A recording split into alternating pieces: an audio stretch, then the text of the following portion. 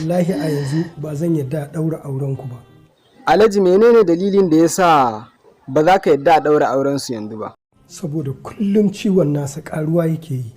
Sumayya, kin ji abin da baban Firasdo ya faɗa. Me za ki iya cewa a kai?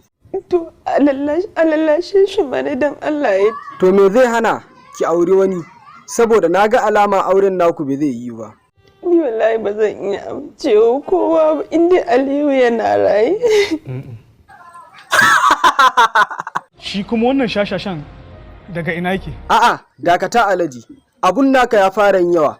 Menene alakan abokina da ɗanka Aliyu? Sharaf! Ke ba wani aure da za a ɗaura a gidan nan. Alhaji ya kamata ka ji tausayinsu ka bar su su yi aurensu. Wannan abu ne tsakanina da ɗana. Ka yi shiru abunka abokina. Ba mai laifi a wannan abun sai Alhaji. Duk laifin Alhaji ne.